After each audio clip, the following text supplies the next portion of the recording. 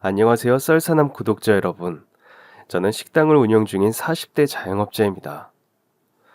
요즘은 자영업자, 회사원 모두 가리지 않고 먹고 살기 힘든 시기인데요. 세상 살기 팍팍하다는 말이 저절로 나오는 요즘, 제 마음을 따스하게 만들었던 사연이 있어 이렇게 썰사남의 사연을 보내게 되었습니다.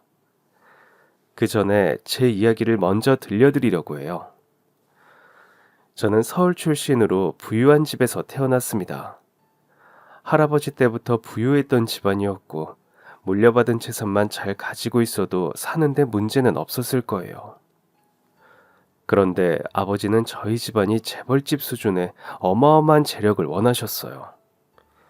평범한 소시민의 삶과 비교하면 월등히 풍족했음에도 불구하고 그것에 만족하지 못하셨던 것입니다. 목표가 있다는 건 좋은 일이죠. 그러나 아버지에게는 목표를 쟁취하기 위해 필요한 배움과 계획이 없었습니다. 할아버지는 가지고 있는 것에 만족한 분이셨기 때문에 재산을 늘릴 방법을 아버지에게 가르쳐 주지 않으셨죠. 그래서 아버지는 자기 나름대로의 생각과 어딘가에서 들은 두루뭉술한 정보로 사업을 시작하셨습니다. 아들, 사업은 내 힘으로 하는 거 아니야.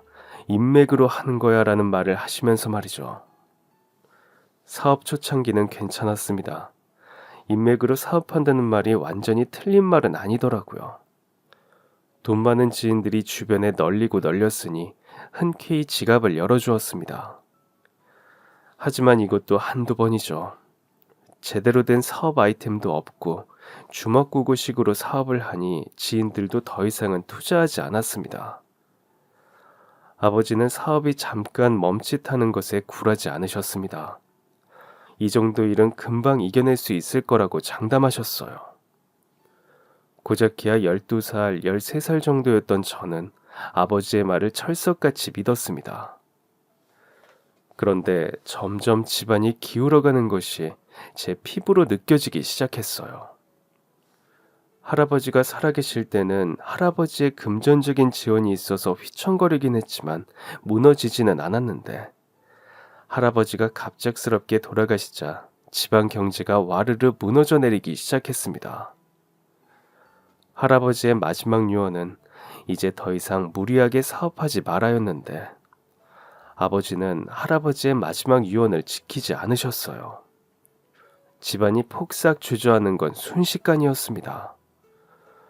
할아버지가 돌아가신 지 얼마 안 되어 저희는 할아버지로부터 물려받은 집을 팔았고 차도 팔았고 어머니가 가지고 계셨던 폐물마저 팔아버렸습니다.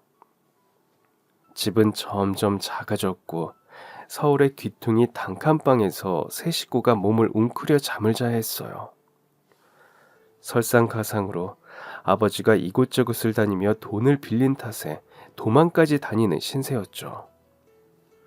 이런 상황에서 저희 가족을 먹여 살린 건 아버지가 아니라 어머니였습니다.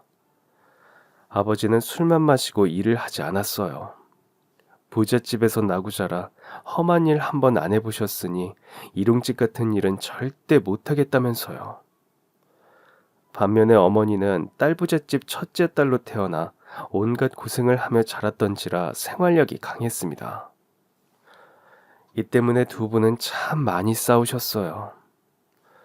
어머님은 일용직이 싫으면 다른 일이라도 하라며 아버지에게 말씀하셨지만 당신은 엎친 데 덮친 격으로 IMF가 터진 후였습니다. 가뜩이나 할 수 있는 일이 많지 않은 아버지가 일할 수 있는 곳은 전무했죠. 자신의 무력감을 직면한 아버지는 과거를 후회하며 술로 매일을 지새웠고 어머니는 그런 아버지 대신 생계를 꾸려나갔습니다. 이 과정에서 두 분의 사이는 걷잡을 수 없이 틀어졌어요. 저희 집의 형편은 나아질 기미가 보이지 않았습니다. 그러던 어느 날 어머니와 아버지가 아침부터 저를 깨우셨어요. 세수도 하지 못한 채 부모님을 따라간 곳은 버스 터미널이었습니다. 저희는 그곳에서 버스를 타고 어딘가로 향했죠. 저는 어디를 가는 건지, 왜 가는 건지 몇 번이나 여쭤보았지만 두 분은 아무 대답도 하지 않았습니다. 부모님은 버스를 두 번이나 갈아타면서 한 시골 마을로 들어갔습니다.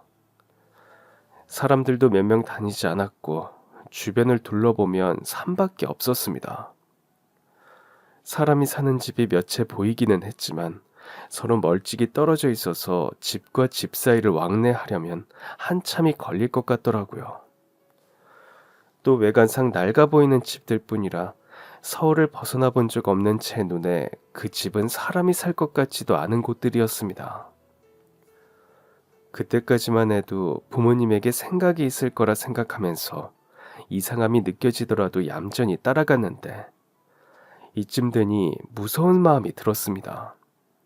부모님과 함께 있음에도 불구하고 보호받는다는 감정이 들지 않았고 저희가 걸어 들어가는 숲길의 스산함이 공포로 다가왔죠.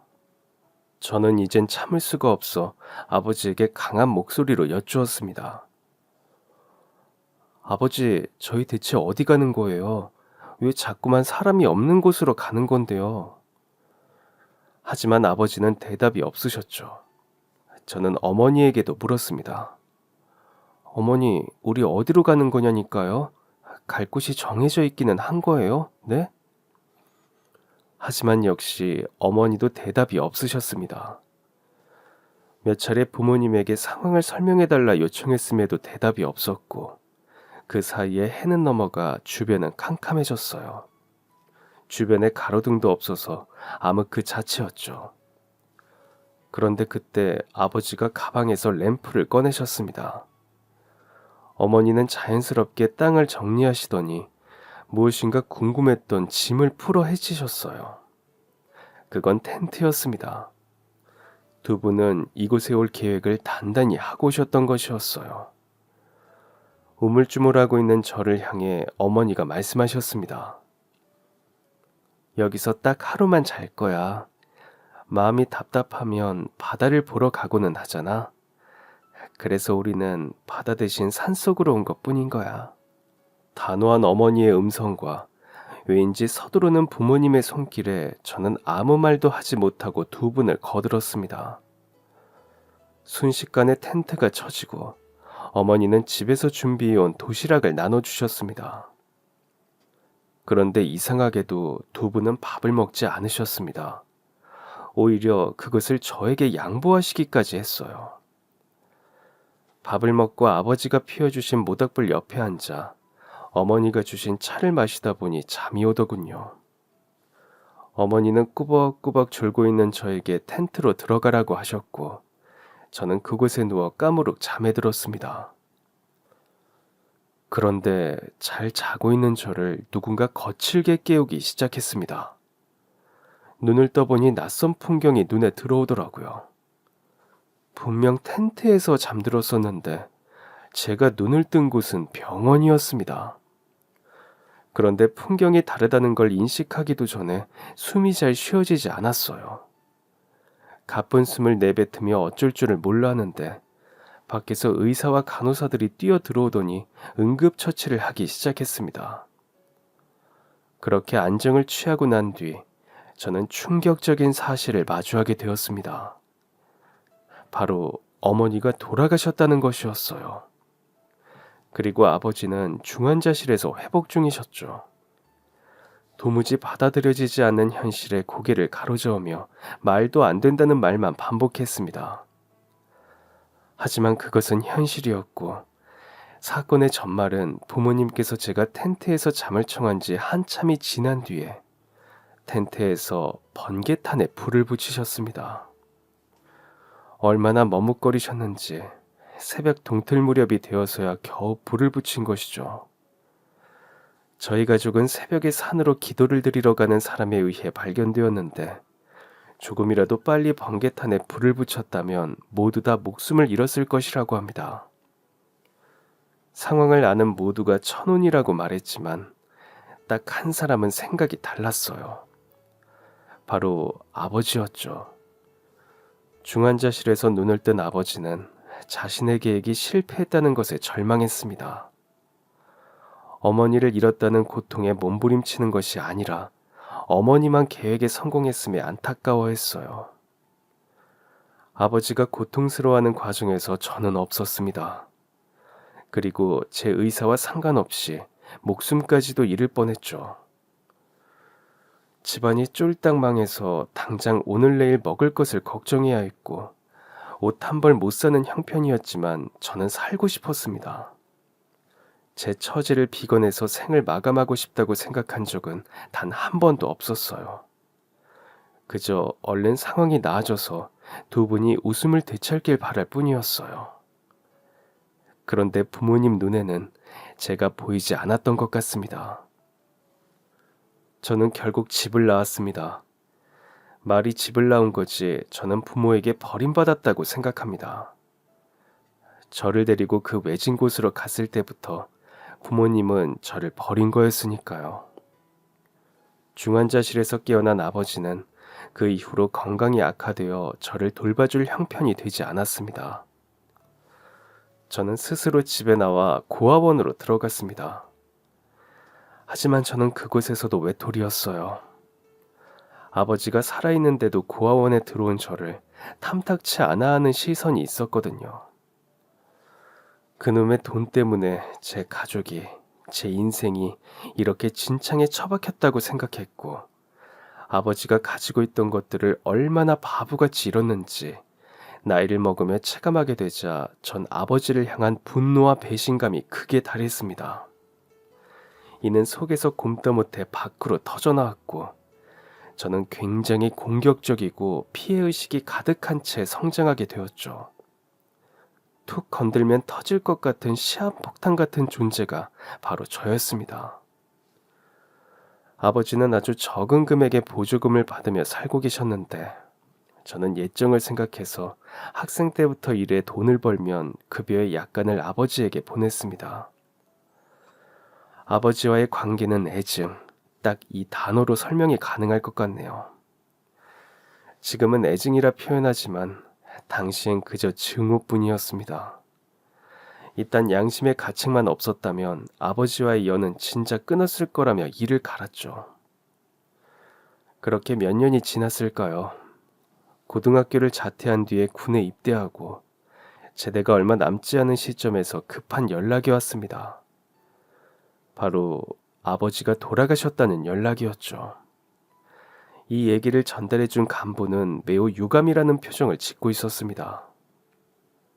군생활 중에 상을 당해도 밖에 나갈 수 있으니까 너무 걱정하지 마라. 어떻게 하면 되는지 잘 알려줄 거니까 참고하고. 아휴, 상심이 크겠다. 괜찮냐? 다른 사람이라면 눈물을 뚝뚝 흘렸을 진심 어린 위로를 받았음에도 불구하고 저는 별다른 반응을 하지 않았어요. 생판 모르는 사람이 죽었다는 얘기를 들었을 때의 기분이 들었거든요. 아, 그렇구나. 그냥 딱 이 정도였죠. 아무리 그렇다 해도 아버지인데 어떻게 아무런 느낌이 들지 않냐. 이상하다라고 해도 할 말이 없어요. 당시엔 정말 그렇게 생각했습니다. 그런데 이건 제가 현실을 받아들이는 과정 중 하나였습니다. 막상 돌아가신 아버지의 얼굴을 마주하니 말로 형용할 수 없는 감정이 솟구쳐 올라오기 시작했어요. 아버지의 얼굴에는 핏기가 하나도 없었고 군 입대 전 마지막으로 보았던 얼굴에서 몇 배는 더 수척해져 있었습니다. 어머니가 돌아가셨을 당시의 상황이 생각나 혼절하기 직전이었어요. 무슨 정신으로 아버지의 장례를 치렀는지 모르겠습니다. 몇 명 찾아오지도 않았는데 그 몇 명마저도 기억나지 않았었어요. 아버지의 가장 젊고 찬란했던 순간으로 영정사진을 골랐습니다. 개미 기어가는 소리마저 들릴 것 같이 조용하고 텅 빈 장례식장에 앉아 아버지의 영정사진을 바라보았습니다.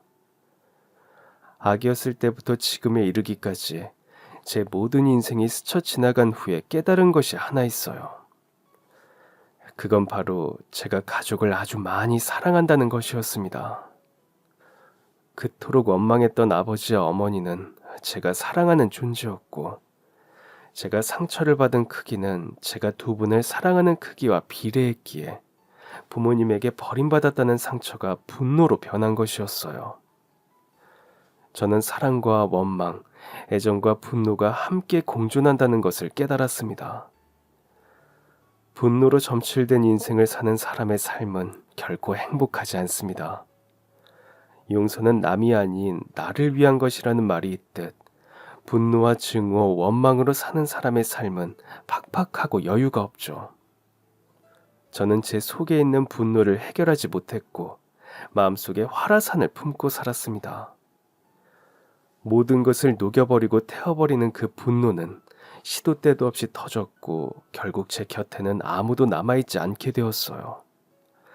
그나마 있던 몇 명의 친구들마저도 결국 저를 떠나버리고 말았습니다. 니들도 결국 나를 배신하는구나라고 저 혼자 멋대로 생각하며 그들을 세상에서 가장 나쁜 놈들로 만들었죠. 이렇다 보니 사회생활이 제대로 될 리가 없습니다. 자격증을 따서 아주 운 좋게 취직도 했지만 얼마 지나지 않아 잘렸어요. 고등학교도 나오지 않는 저에게는 평생 있을까 말까한 기회였는데 그걸 제 발로 차버린 것이었습니다. 이후엔 공장에 취직했어요. 기숙사가 제공되는 곳이었기 때문에 꼭 오래 있고 싶었는데 결국 그곳에서도 길게 버티지 못했습니다. 생판 처음 보는 사람들과 한 공간에서 지내야 하는데 트러블이 없을 수 없었으니까요. 함께 지내다 보면 가족에 관한 이야기도 하게 되는데 저는 그 주제에 굉장히 예민했습니다. 저와 비슷한 혹은 저보다 심한 가정 환경에서 자란 사람들도 있었을 텐데도 저는 제 아픔만 주장했습니다. 나만 피해자고 나만 불쌍하다고 주장하는 사람과 무슨 대화를 할 수 있겠습니까? 당연히 모두가 저를 꺼리게 되었고 저는 공장마저도 그만두게 되었어요. 결국 제가 향한 곳은 일용직 용역 사무소였습니다. 그런데 그곳에서 일을 구하는 것도 쉬운 일은 아니더라고요. 날씨의 영향도 많이 받아서 날이 안 좋으면 일도 못했고 일을 하는 만큼 돈을 받으니 일을 나가지 못하는 날들이 늘면 생계에 직접적인 타격도 입었습니다. 그리고 제가 일을 하고 싶다고 일을 항상 할 수 있는 것도 아니었어요. 현장에서 함께 일하는 인부들과 마찰이 몇 차례 있던 후에는 더더욱 일을 구하기가 어려웠습니다. 총 3번에 걸쳐 이런 일을 겪고 제가 마지막으로 눈을 돌린 곳은 사업이었습니다. 대신 아버지와 달리 처음부터 사업을 주먹구구식으로 하는 게 아닌 체계적인 순서와 방법에 맞춰 사업을 하기로 스스로와 약속했습니다. 구체적인 목표가 생기니 일을 하는 태도에도 변화가 생겼습니다.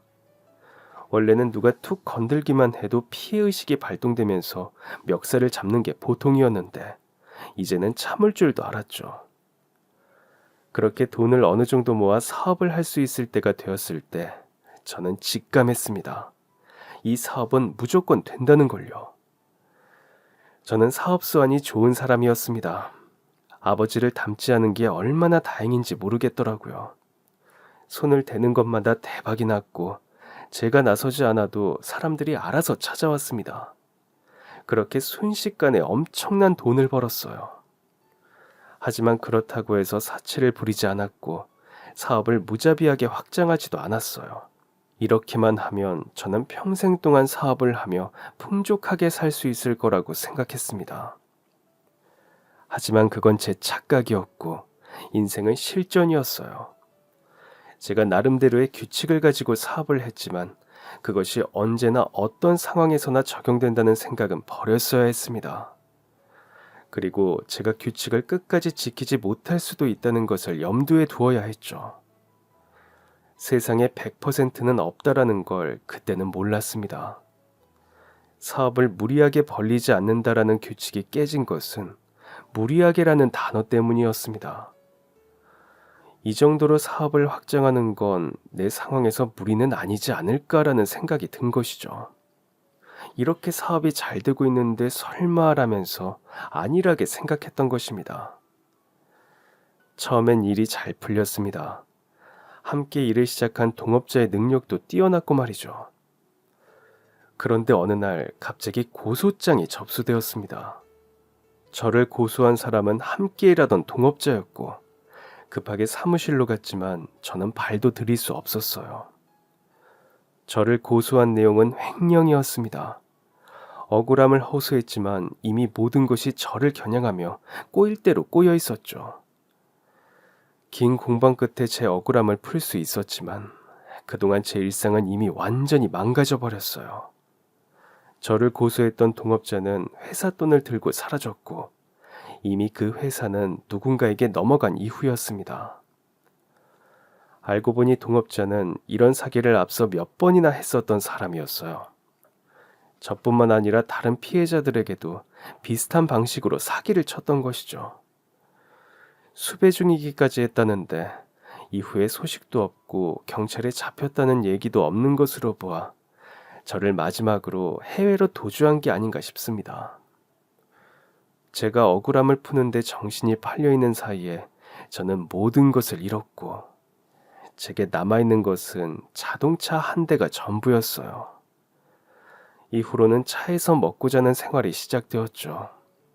그게 제 나이 33이었네요. 공중 화장실에서 씻기 위해 거울을 봤습니다.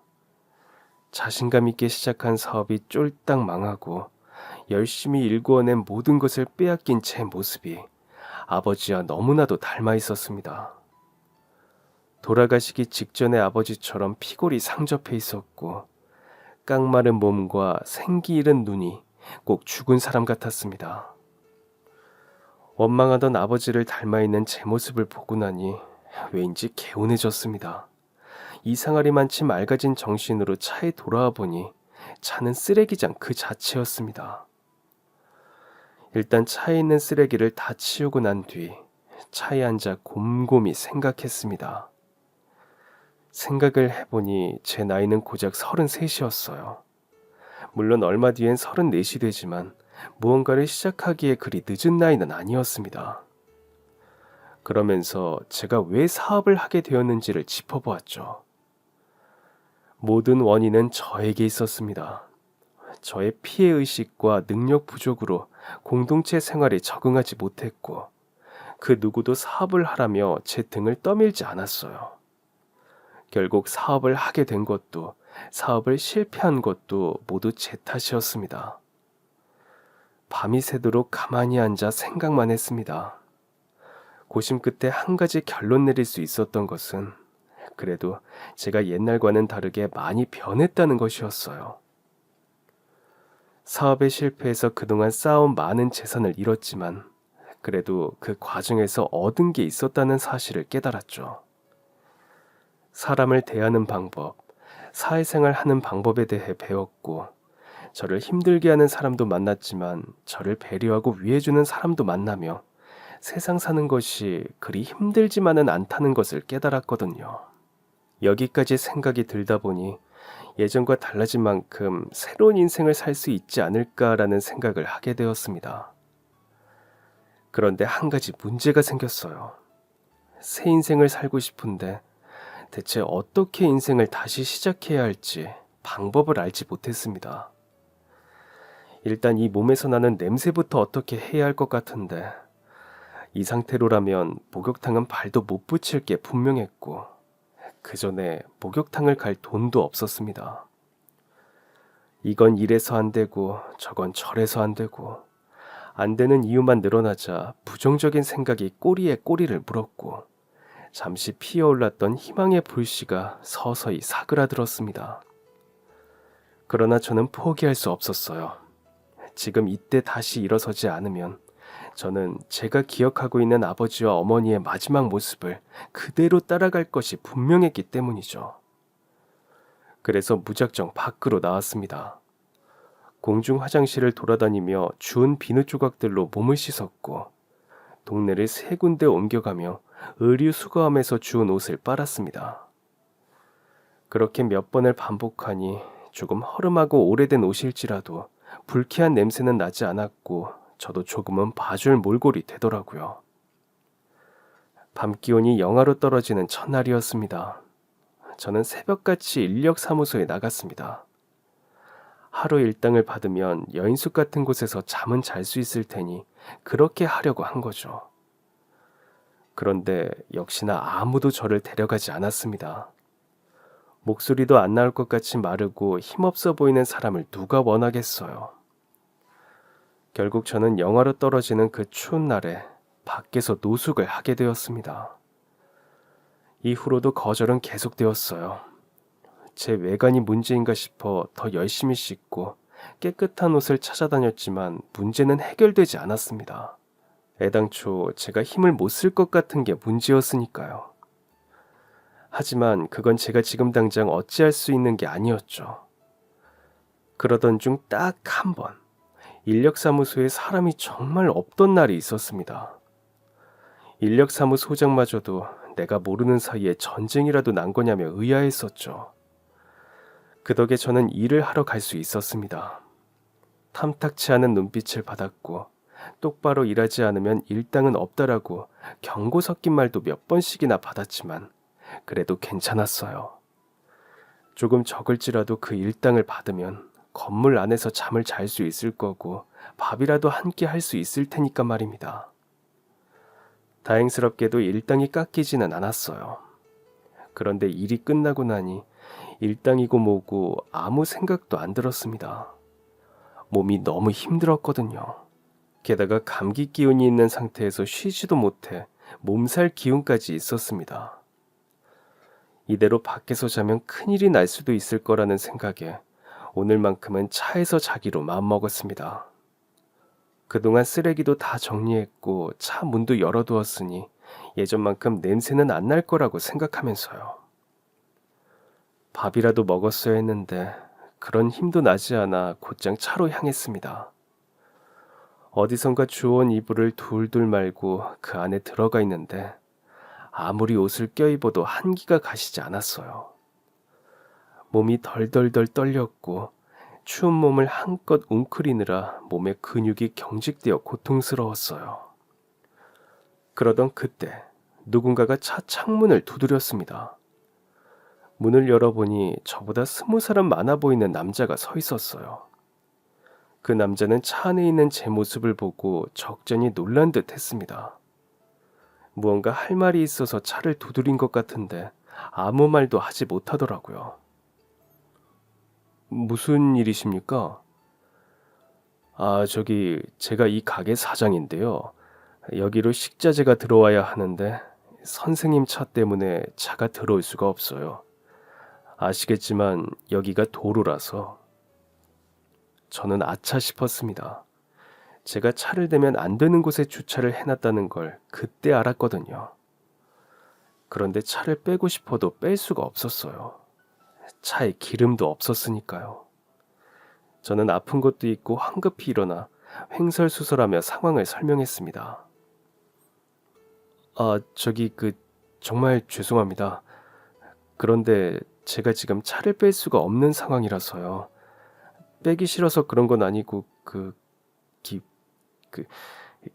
기름이 없어요.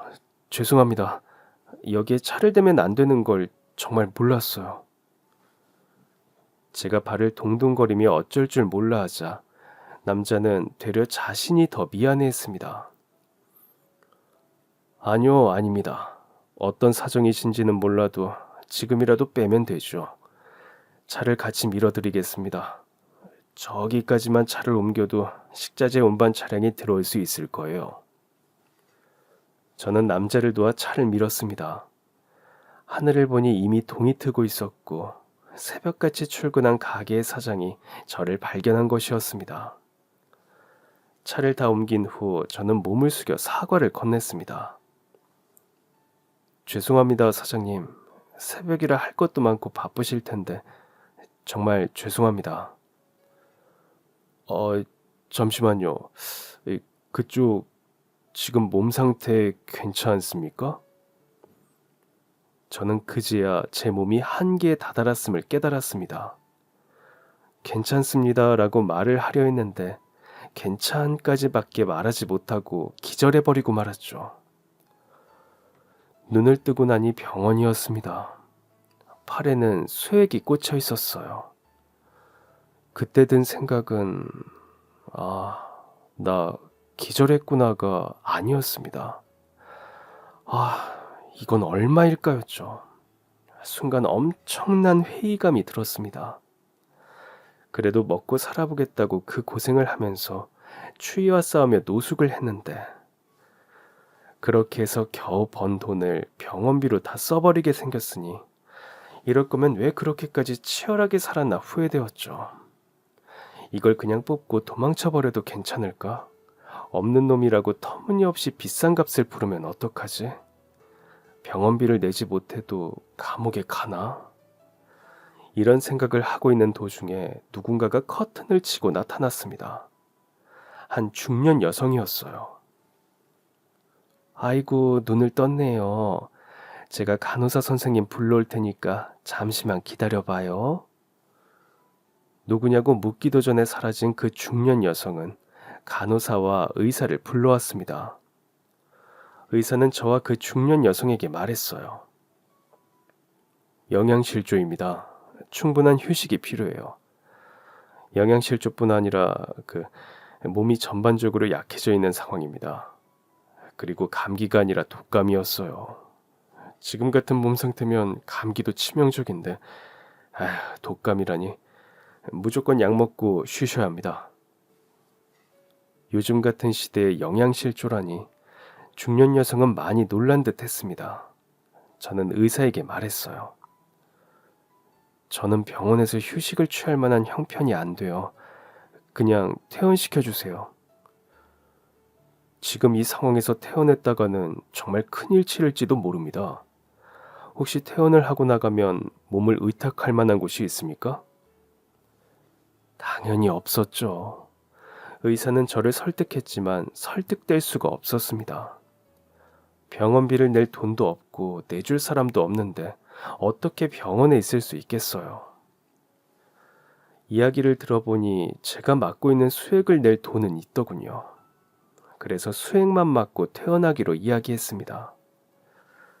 대신 그 전에 서약서 같은 것을 써야 한다고 했고 저는 퇴원 후 어떤 일이 있어도 병원에 책임을 묻지 않는다는 서약서에 사인을 했습니다. 수액을 맞는 동안은 푹 쉴 수 있었어요. 그렇게 푹신하고 아늑한 곳에서 잡은 게 언제인지 기억도 안 나더라고요. 의사가 처방해준 독감약을 먹고 수액을 맞은 뒤에 병원의 배려로 몇 시간은 더 머물 수 있었습니다. 그렇게 병실 침대에서 내려와 수납을 하러 갔는데 제 병원비가 모두 지불되어 있었습니다. 병원 직원에게 누가 수납을 한 거냐 물어보았는데 그 직원은 가족분이 하고 갔다 이야기했어요. 나는 가족이 없는데 무슨 말이냐라고 거듭 물어보아도 직원은 가족이 수납했다는 말만 반복했습니다. 찝찝한 마음으로 돌아서서 나오는데 누군가가 저를 불렀어요. 고개를 돌려보니 아까 그 중년 여성이 서 있었습니다. 그 사람은 빠른 걸음으로 저에게 다가왔어요. 아유, 그새를 못 참고 가버리면 어떡해요. 몸도 안 좋은 사람이. 수납은 제가 했으니까 걱정 마세요. 저기, 그쪽은 누구십니까? 여자는 화들짝 놀라며 대답했어요. 아이고 세상에 미안해요. 내가 누군지 말도 안 했네. 우리 사장님이 갑자기 쓰러졌다면서 그쪽을 업고 들어왔어요. 사장님은 가게 준비를 해야 해서 못 오셨고 내가 사장님 대신 병원으로 모시고 왔죠. 열이 그렇게 펄펄 끓는 사람을 데리고 차를 밀게 했다고 사장님이 무척 미안해했어요. 아닙니다. 제가 잘못한 거니까 제가 정리하는 게 맞죠. 그럼 사장님의 사모님 되시나요? 여자는 화통하게 웃으며 대답했습니다. 아유, 네, 그렇게 됐네요. 저는 이 모든 상황이 심각하기만 한데 이 여자는 뭐가 그리 웃기는지 깔깔거리더라고요. 괜히 심사가 뒤틀릴 것 같아 여자에게 감사 인사를 하고 인연을 정리하려 했습니다. 데려와 주셔서 정말 감사합니다. 위험했던 순간이었다고 하는데 덕분에 목숨을 부지할 수 있었어요. 그런데 아무리 그래도 병원비까지 내시게 하는 건 아닌 것 같습니다. 병원비는 제가 낼 테니 이거 부디 받아주세요. 저는 호주머니를 뒤져 돈봉투를 찾았습니다. 그런데 돈봉투가 잡히지 않았어요. 저는 이마를 쳤습니다. 차 대시보드에 고이 넣어두었던 게 생각났거든요. 제가 당황한 게 보였는지 여자 사장님은 저에게 슬쩍 말했습니다. 아이고, 돈을 안 가지고 오신 거죠? 그러면 가서 주시는 건 어떠세요? 저도 이제 슬슬 가게에 들어가 봐야 하고, 어떤가요? 저는 어쩔 수 없이 여자 사장님과 함께 가게로 향했습니다. 가게 앞에는 그대로 차가 세워져 있었어요. 저는 차에 들어가 돈이 든 봉투를 꺼내왔죠. 여자 사장님을 부르며 돈을 건네려는데 여자 사장님이 제 말을 뚝 끊었습니다. 이왕 왔는데 밥 한 끼 하셔야죠. 저는 필사적으로 거절했습니다. 아니요. 더 이상 신세를 질 수는 없습니다. 여자 사장님은 한사코 거절하는 저를 똑바로 보며 이렇게 대답했어요. 어허, 장사하는 사람이 인색하게 굴면 큰일 나요. 베풀 줄 알아야 복이 오는 거지. 그러니까 너무 부담 갖지 말아요. 나 좋자고 하는 거니까. 그리고 이렇게 보내면 나 우리 사장님한테 혼나요. 저는 여자 사장님의 손에 이끌려 가게 안으로 들어갔습니다. 가게 안에 들어가자 주방 안쪽에서 사장님이 나오셨어요.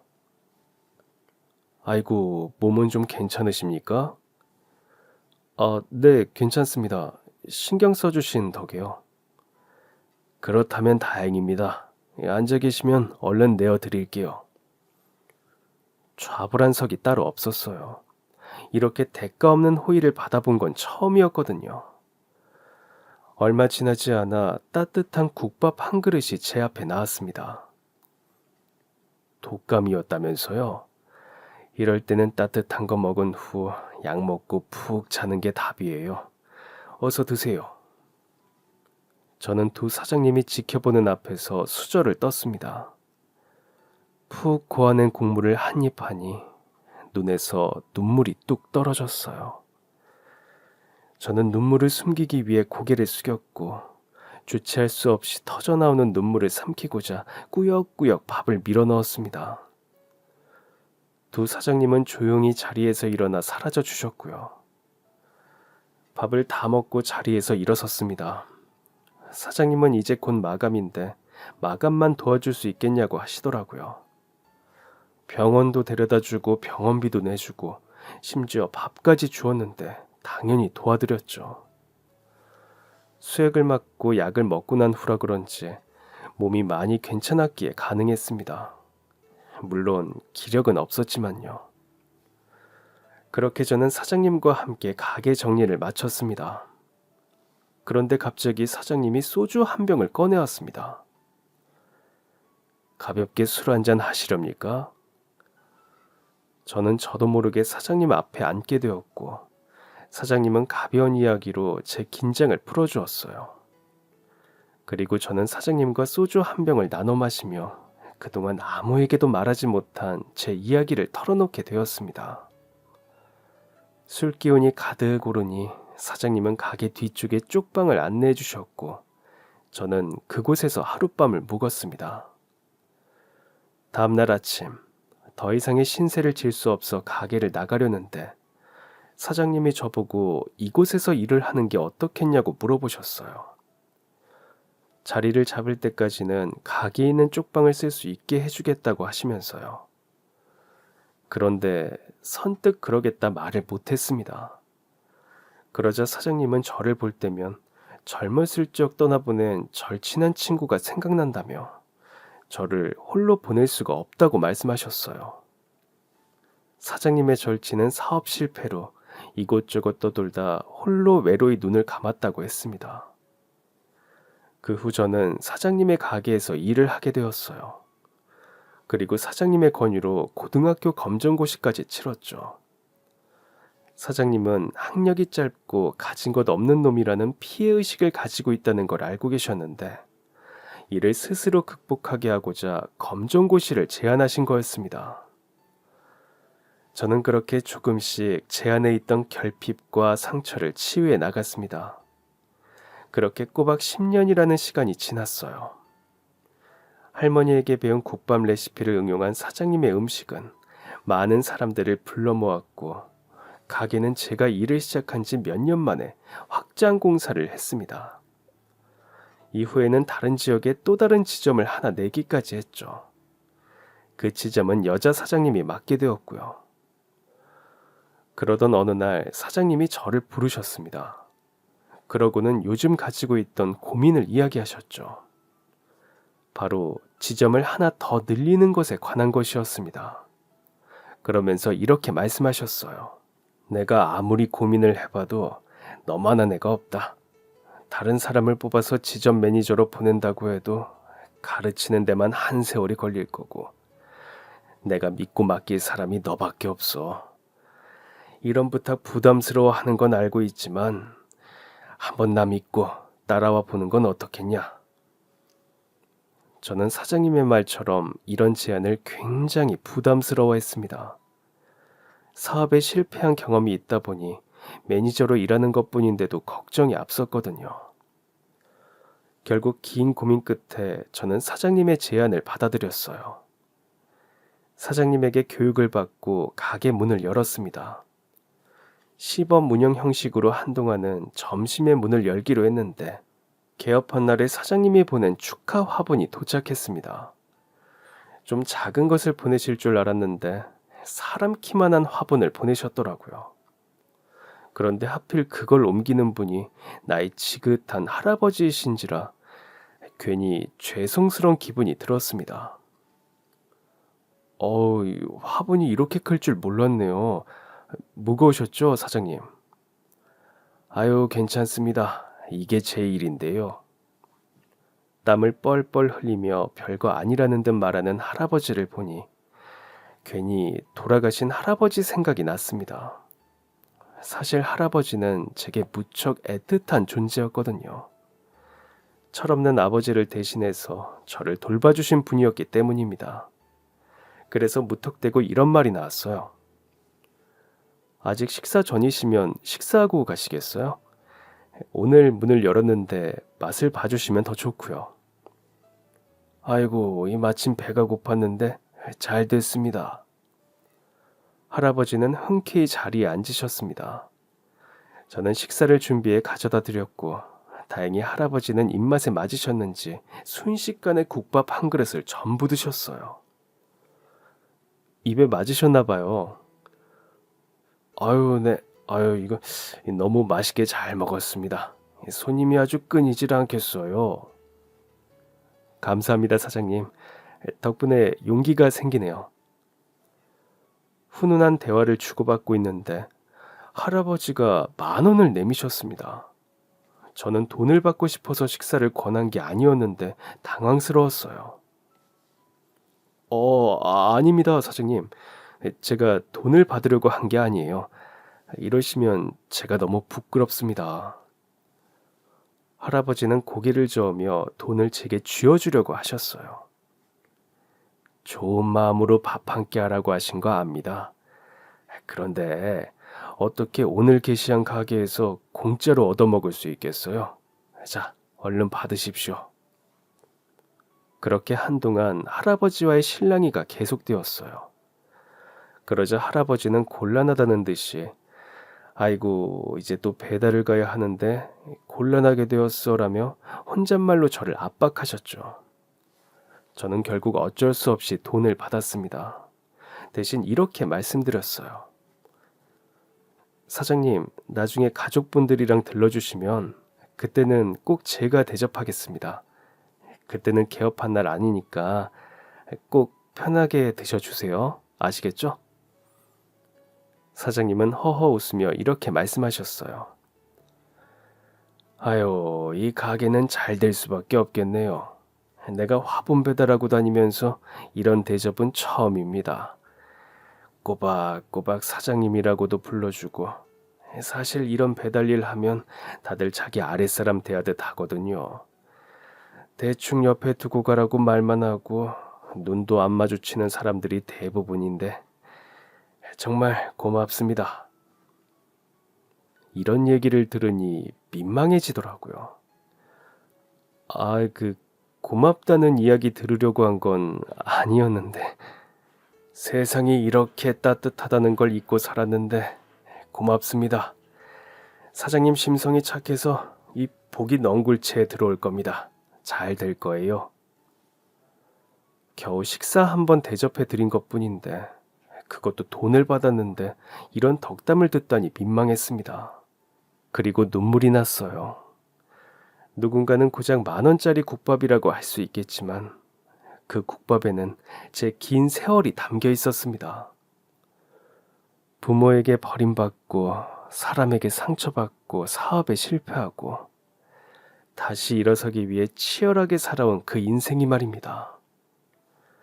할아버지가 내민 10,000원짜리 지폐는 그런 제 세월을 인정한다는 의미가 담겨 있는 듯 했어요. 지금까지의 일들이 스쳐 지나가면서 초심을 잃지 말자는 다짐을 하게 되었습니다. 이 10,000원에 담긴 세월을 잊지 말고 초심을 잃을 때면 이 10,000원을 보기로 결심했죠.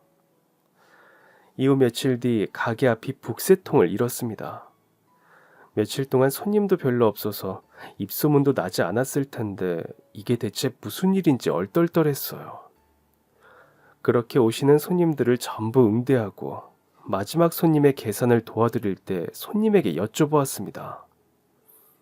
저 혹시 어디서 저희 가게를 알고 오신 건가요? 아니, 개업한 지 얼마 안 되었는데 손님들이 때로 몰려오시길래요. 제가 모르는 뭔가가 있는 건지 싶어서요. 그리고 손님은 믿기 어려운 말을 꺼내기 시작했습니다. 인터넷 못 보셨어요? 인터넷이요? 네, 바쁘기도 하고 해서 못 봤습니다. 정신이 없어서.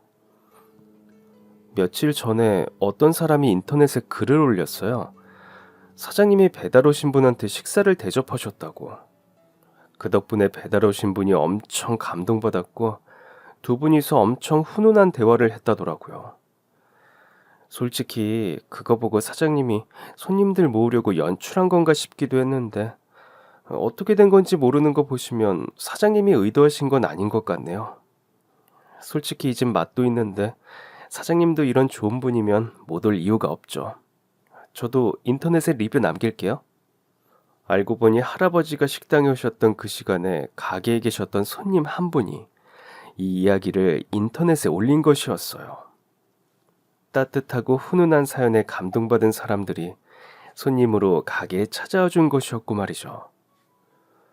솔직히 이런 일로 주목을 받으면 얼마 지나지 않아 손님들의 발이 끊기는 것이 일반적인데 많은 분들이 계속해서 가게에 찾아와 주셔서 많은 단골이 생기게 되었습니다. 덕분에 사업 실패의 후유증으로 두려움에 떨던 제가 자신감을 가지고 지금도 가게를 운영 중에 있습니다. 저는 이 모든 것이 화한집 할아버지가 주고 간 복이라고 생각해요. 그 할아버지가 이 사연을 들으실지는 모르겠지만 그분이 앞으로도 건강하시길 바라는 제 마음이 꼭 전해졌으면 좋겠습니다. 그리고 그때 말씀드렸던 것처럼 그 할아버지가 가족분들과 함께 꼭 한번 저희 가게에 방문해 주셨으면 좋겠네요. 만약 그렇게 된다면 다시 사연을 보내보도록 하겠습니다. 감사합니다. 그럼 지금까지 사연 들어주셔서 감사합니다. 사연이 재밌으셨다면 구독과 좋아요 부탁드려요. 감사합니다. 안녕히 계세요.